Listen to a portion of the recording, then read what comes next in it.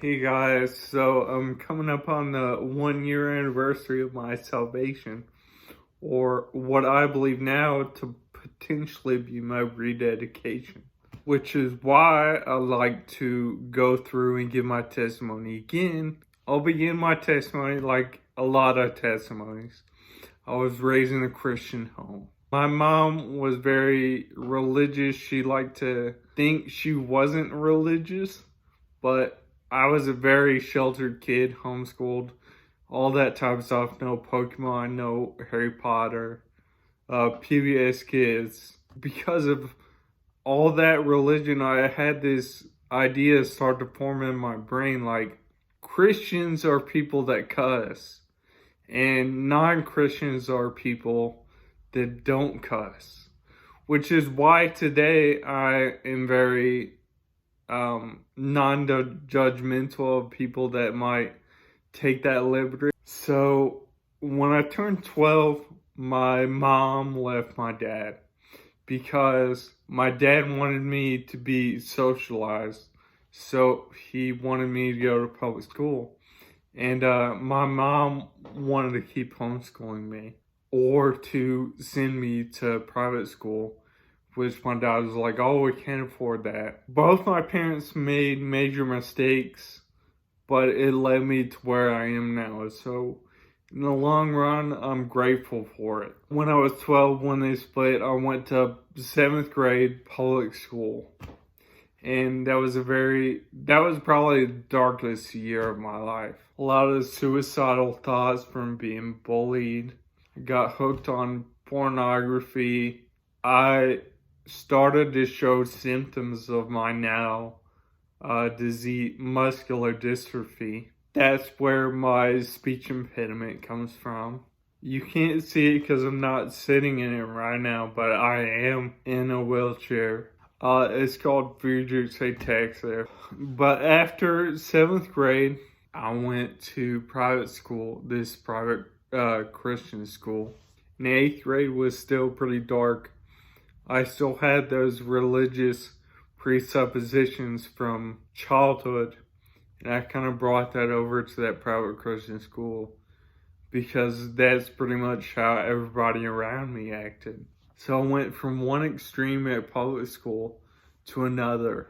But things changed during my 9th grade year. Halfway through 9th grade, this girl and this guy from my class, I was actually pretty close to the guy. They got hit. And at that period, right after they got hit, we didn't know if they were gonna make it. It rocked the school, as you might expect. We would have chapel service every week. A couple weeks after that happened, there was this guy that used to do children's church at a church that I went to back in the day. So I knew him from there. And he was giving this message about this kid that was suicidal and about how he came to the Lord. And it just convicted me so deeply.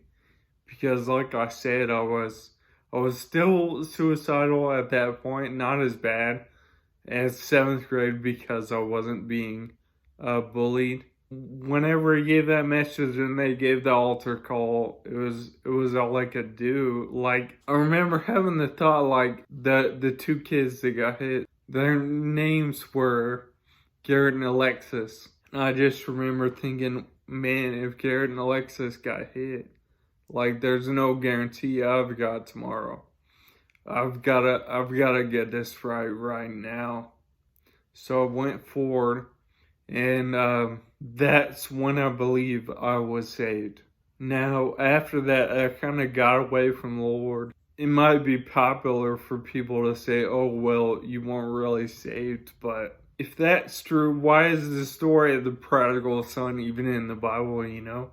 To think that you're not capable of getting far away from God is just self-righteousness. So in between 9th grade and my senior year, I was having a lot of doubts going back and forth.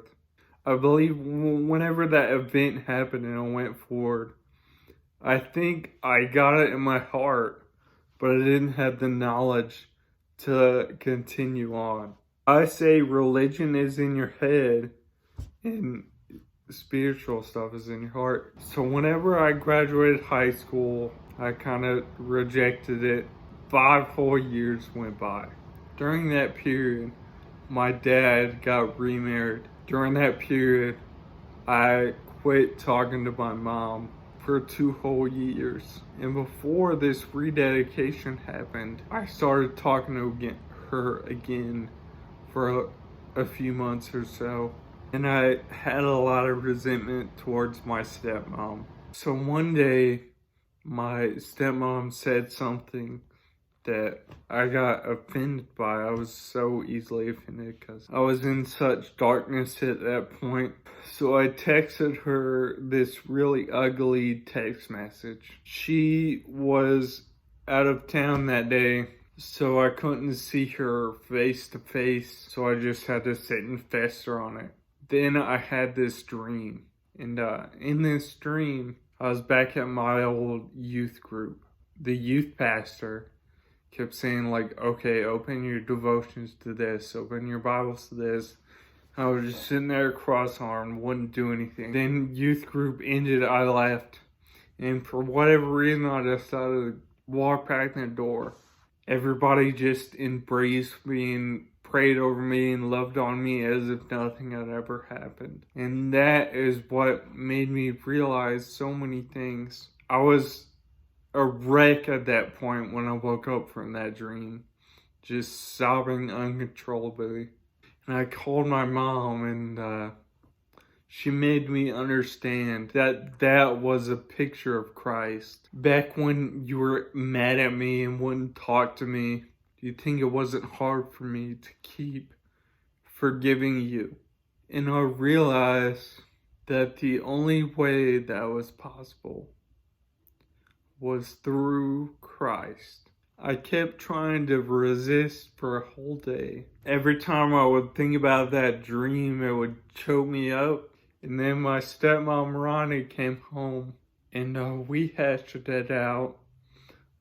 We argued a little bit, but even after the whole thing, she was like, I still love you.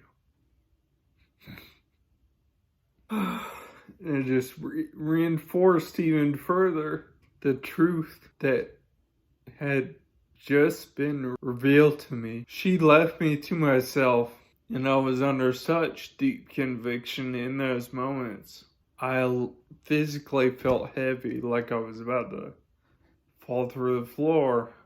I decided to turn on that old Chris Rice song, Come to Jesus.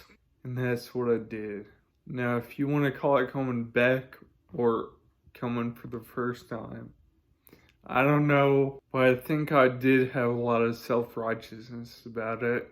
Like, what happened there was real, and that's why I was able to continue on. But I think what happened back when I was in 9th grade was very real too. So I don't know. And in the end, it doesn't really matter that much because I know if I wasn't saved back in 9th grade, I was saved a year ago.